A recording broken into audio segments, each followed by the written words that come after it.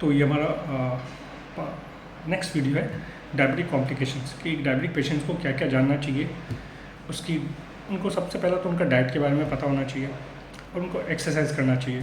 हम देखते हैं हमारे पेशेंट्स आते हैं 10 साल 15 साल से डायबिटिक है, मेडिसिन खा के शुगर कंट्रोल है, और जब हम पूछते हैं कि आप क्या खा रहे हो, हाँ हम खाने में परहेज कर रहे हैं, लेकिन नहीं बता रहे कि मतलब उन्हें नहीं पता कि उनका जो नॉर्मल खाना भी अगर आप खा रहे हैं घर में, बाहर का खाना तो हाइजीनिक नहीं होता, घर का खाना हाइजीनिक होता है, लेकिन इसका मतलब ये नहीं कि घर का खाना आप अनलिमिटेड एक्सेस में खा सकते हो। एक पोर्शन साइज होती है कि कितना कैलोरी आपको खाना है। तो ज़्यादातर पेशेंट्स को पता ही नहीं होता कि वो कितना कैलोरी खा रहे हैं, बस वो ये बोलते हैं कि हम नियमित खा रहे हैं, हम कंट्रोल में खा रहे हैं, लेकिन कितना। कोई पेशेंट अपनी कैलोरी काउंट ही नहीं करता, उन्हें नहीं पता, या तो उन्हें बताया नहीं जाता। मतलब जनरली हम कहते हैं कि डायबिटिक पेशेंट्स को डाइटिशियन से एडवाइस ले लेनी चाहिए, क्या खाना है क्या नहीं खाना, वो कैलोरी और बता देंगे। तो इससे क्या होगा, आपका जो चर्बी है, मोटापा है, उसमें भी कमी आएगी। आपको एक्सरसाइज करना चाहिए। तो ज़्यादातर पेशेंट एक्सरसाइज भी नहीं करते, अलग अलग तरह के एक्सक्यूजेज देते हैं कि वेदर अच्छा नहीं है, घुटनों में दर्द है, हम काम में इतने बिजी रहते हैं कि हम एक्सरसाइज नहीं कर पाते। आपको समझना होगा, जो हेल्थ है वही वेल्थ है, जान है तो जहान है। हेल्थ अच्छी रहेगी तो आप ज़्यादा अच्छे से काम कर पाओगे। Normal day to day life, इतनी गर्मी रहती है, पसीना आता है, पसीने में आपको डिहाइड्रेशन होने के चांसेस रहते हैं, वो प्लस अब डायबिटिक पेशेंट्स हो तो कॉम्प्लिकेशंस होने के चांसेस ज़्यादा हो जाते हैं। तो आपका हाइड्रेशन मेंटेन करना और क्या चीज़ खाना है क्या चीज़ नहीं खाना, किसमें कितनी कैलोरी है, ये एक डायबिटिक पेशेंट को जानना बहुत ज़रूरी है। तो मेरा एक फेसबुक का पेज है, ये Facebook page by doctor Pankaj Patawali, उसमें हमने डायबिटिक का चार्ट हमारे कवर पेज पे दिया हुआ है, जिसमें आप देख सकते हैं क्या खाना है, और एक नीचे लिस्ट है जहाँ लिखा हुआ है कि क्या नहीं खाना है। थोड़ी बहुत चीज़ें जो अवॉइड करनी होती है, मीठा, शुगर, वो सब, बाकी क्या क्या खाना है और किस में कितनी कैलोरी है वो भी वहाँ मेंशन है। तो आप देखें और समझें कि आपको ये जानना है कि आप जो चीज़ खा रहे हो वो ठीक है नहीं है।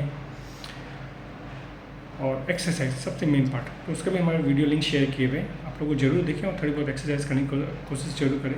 एक्सक्यूजेज ना दें कि घुटने का दर्द है इसलिए एक्सरसाइज नहीं किया।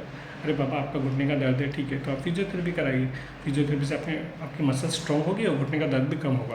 और अगर घुटने का दर्द है तो आप बैक स्ट्रेंथनिंग एक्सरसाइज, मतलब बैक की एक्सरसाइज, अपर जो हमारा बैक होता है उसकी एक्सरसाइज, शोल्डर एक्सरसाइज, वो सब तो कर ही सकते हैं।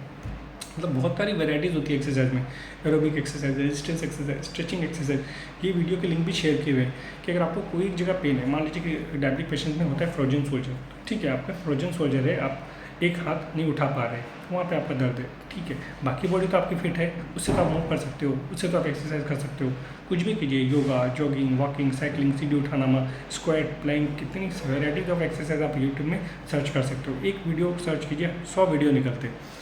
तो जब हम लोगों से पूछते हैं कि आप कर रहे हो एक्सरसाइज, उन्हें एक ही बात पता रहती है कि walking is a good exercise. Walking हम नहीं कर पा रहे क्योंकि घुटनों में दर्द है या बाहर का मौसम ख़राब है, लेकिन आप समझिए वॉकिंग के अलावा भी बहुत सारी एक्सरसाइज होती है।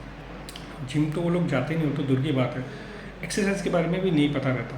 तो थोड़ा आपको ये सब जानना है, थोड़ा सर्च कीजिए, गूगल में देखिए, अपने डॉक्टर से बात कीजिए कि क्या क्या एक्सरसाइज क्या कर सकते हैं। जैसे एक क्वेश्चन बहुत कॉमन डाउट रहता है, क्या नहीं खा सकते, क्या खा सकते हैं, तो उसी तरह से एक्सरसाइज पे भी फोकस करना है, कौन सी एक्सरसाइज आप कर सकते हैं, कौन सी नहीं कर सकते। विगरस एक्सरसाइज मत कीजिए, mild to moderate intensity exercise करनी चाहिए। सबसे सिंपल होती है वॉकिंग, उसमें भी अगर आप ब्रिस्क वॉकिंग करते हैं तो और अच्छा है। अगर आप साइकिल चला सकते हैं तो बहुत अच्छा है, आजकल इंडोर साइकिल आती है, वो ले लीजिए, मतलब घर के अंदर ही, रूम के अंदर आपकी साइकिल रहेगी जिसको आपको चलाना है। बहुत सारी योगा एक्सरसाइजेज है, स्क्वाटिंग है, बस आपको खड़े होकर उठ बैठ करना है, सबसे बेस्ट, सबसे सिंपल, उठ बैठ। खाने के बाद 10-15 मिनट बाद थोड़ा वॉक कर लीजिए, खाना डाइजेस्ट हो जाएगा। दिन में सुबह और शाम जब भी आप ऑफिस में बैठे हैं, थके हुए हैं, थोड़ा स्ट्रेच कर लीजिए अपने कमर को, हाथ को, उठ बैठ कर लीजिए, सबसे सिंपल, उठ बैठ कर लीजिए। 20 उठ बैठ कीजिए, देखिए थाई के मसल स्ट्रॉन्ग होंगे और आपको कितना डिफरेंस पता चलेगा। एक बार 2 हफ्ते के लिए ये सब रूटीन फॉलो करके देखिए, डाइट की, एक्सरसाइज की, तो इससे शुगर ही नहीं, शुगर हो, प्रेशर हो, कोलेस्ट्रॉल हो, फैटी लिवर हो, हार्ट की प्रॉब्लम हो, सब में आपको इंप्रूवमेंट मिलेगा।